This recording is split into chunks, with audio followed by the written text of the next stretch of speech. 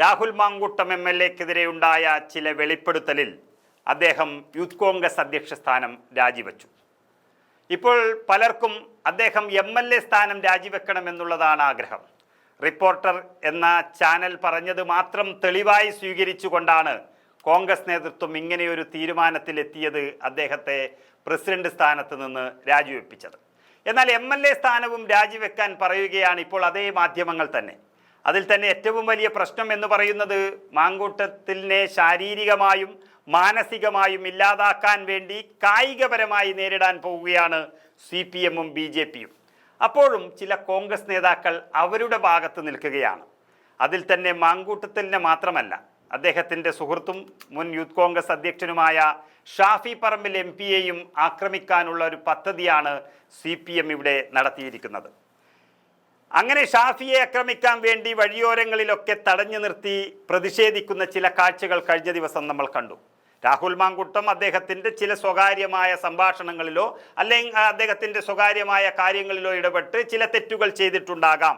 ഇതുവരെ ഒരു പരാതിയും വന്നിട്ടില്ല. പറഞ്ഞു കേൾക്കുന്നതിൽ പ്രകാരം അങ്ങനെ ഒരു സംഭവം നടന്നു. എന്നാൽ അദ്ദേഹത്തിൻ്റെ സുഹൃത്തുക്കൾ എന്നുള്ള നിലയിൽ മറ്റു പ്രധാനപ്പെട്ട നേതാക്കളെ ഇങ്ങനെ ലക്ഷ്യം വെച്ച് ആക്രമിക്കുന്നത് അത് വല്ലാത്തൊരു പരിപാടിയാണ്. എന്നാൽ അത് നടക്കില്ല എന്നും ശക്തമായി തിരിച്ചടിക്കുമെന്നും അറിയിച്ചിരിക്കുകയാണ് കോഴിക്കോട് DCC അധ്യക്ഷൻ അഡ്വക്കേറ്റ് K പ്രവീൺകുമാർ. അദ്ദേഹം ഇത് പറയാൻ കാരണമുണ്ട്. കാരണം വടകര MP-യാണ് ഷാഫി പറമ്പിൽ. വടകര എന്ന് പറയുന്നത് കോഴിക്കോട് ജില്ലയിലെ സ്ഥലമാണ്. കോഴിക്കോട് ജില്ലയിലെ 4 നിയോജക മണ്ഡലങ്ങൾ ഉൾപ്പെടുന്നതാണ് വടകര പാർലമെൻറ്റ് മണ്ഡലം. വടകരയുടെ പ്രതിഷേധങ്ങൾ കോഴിക്കോട് ജില്ലയിലെ പല ഭാഗത്തും നടക്കുമ്പോൾ സർക്കാരിനെതിരായും അല്ലാത്തതുമൊക്കെയുള്ള പ്രതിഷേധങ്ങൾ ഷാഫി പറമ്പിൽ ഉദ്ഘാടനം ചെയ്യുന്ന സമയത്താണ് CPM അദ്ദേഹത്തിനെതിരെ രംഗത്ത് വരുന്നത്.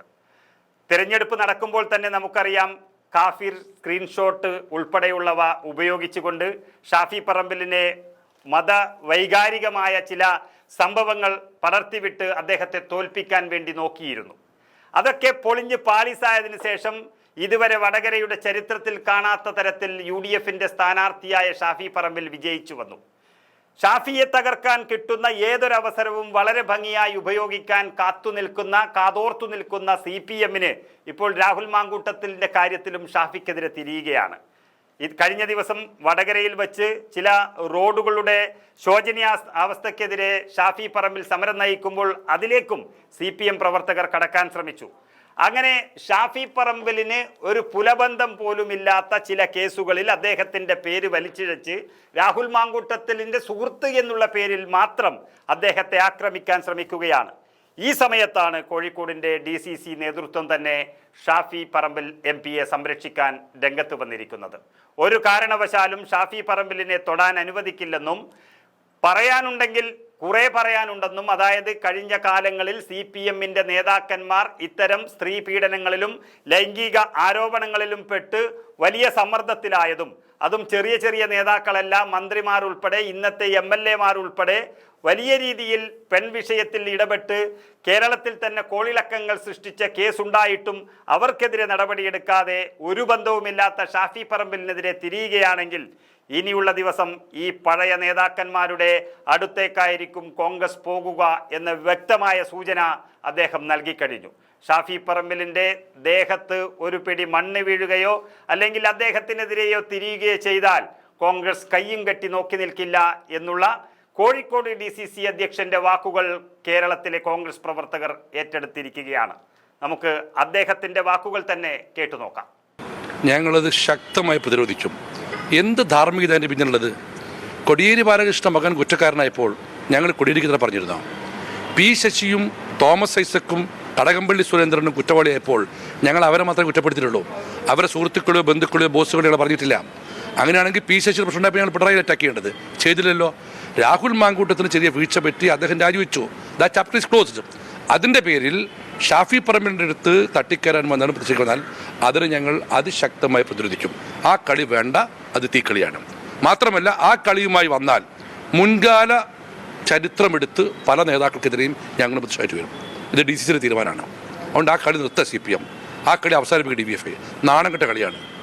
സ്വന്തം മകൻ കുറ്റം ചെയ്തതിൻ്റെ പേരിൽ അച്ഛന് പോലും ശിക്ഷിക്കാൻ നിയമമില്ലാത്ത ധാർമ്മികമായ കാര്യമില്ലാത്ത ഈ നാട്ടിൽ ആ കളി നടത്തിയാൽ അതിന് വലിയ വില സി പി എം കൊടുക്കേണ്ടി വരും. രാഹുലിനെ ആരാ സംരക്ഷിച്ചത്? എ കെ ശശീന്ദ്രനെ കടകംപള്ളി സുരേന്ദ്രൻ എ കെ ശശീന്ദ്രനെ LDF സംരക്ഷിച്ചതുപോലെ കടകംപള്ളി സുരേന്ദ്രനെയും പി ശശിയെയും അതുപോലെ തന്നെ ഗോപി കോട്ടമുറിക്കലിനെയും CPI സംരക്ഷിച്ചതുപോലെ രാഹുലിനെ ആര് സംരക്ഷിച്ചു? അയാൾ ഏത് പദവി ഒഴിഞ്ഞത്? യൂത്ത് കോൺഗ്രസിൻ്റെ സംസ്ഥാന പ്രസിഡന്റ് പദവി എന്ന് പറഞ്ഞാൽ MLA-നേക്കാൾ മുകളിലാണ്. ആ പദവിയാണ് അയാൾ അത് ഒഴിഞ്ഞത്. ആര് സംരക്ഷിച്ചു രാഹുൽ മാങ്കൂട്ടത്തെ? അതിൻ്റെ പേരിൽ ഷാഫിക്ക് ഇപ്പോഴുള്ള ഇമേജോ സ്വാധീനമോ വളഞ്ഞ വഴിയുടെ സമരം നടത്തി തകർക്കാമെന്ന് CPM കരുതിയിട്ടുണ്ടെങ്കിൽ അതിന് എല്ലാ അർത്ഥത്തിലും കോൺഗ്രസ് നേരിടും. ശശീന്ദ്രൻ പങ്കെടുക്കുന്ന വഴിയിലുണ്ടാവും, കടകംപള്ളി പങ്കെടുത്തിലുണ്ടാവും, ശ്രീരാമകൃഷ്ണൻ പങ്കെടുത്തിലുണ്ടാവും. അതേ നാണയത്തിൽ തിരിച്ചടിക്കും. അങ്ങനെ അന്തരീക്ഷം മലീമസമാക്കണ്ട. എല്ലാവരുടെയും ചരിത്രം നല്ലതല്ല. പല CPM നേതാക്കളുടെയും ചരിത്രം കറുത്തതാണ്. അത് വിളിച്ചു പറയിപ്പിക്കണ്ട. ഇനിയും അത് അങ്ങാടിയിൽ പാട്ടാക്കേണ്ട. രാഹുൽ മാങ്കൂട്ടത്തെ പ്രതിഷേധം അവിടെ നടന്നോട്ടെ. ഇവിടെ കൊണ്ടുവന്നാൽ ഞാൻ ആധികാരിക പറയുന്നു, അതിനെ എല്ലാ അർത്ഥത്തിലും കോൺഗ്രസ് നേരിടും. തെരുവ് യുദ്ധമാക്കാനുള്ള സാഹചര്യം CPM ഉണ്ടാക്കരുത്.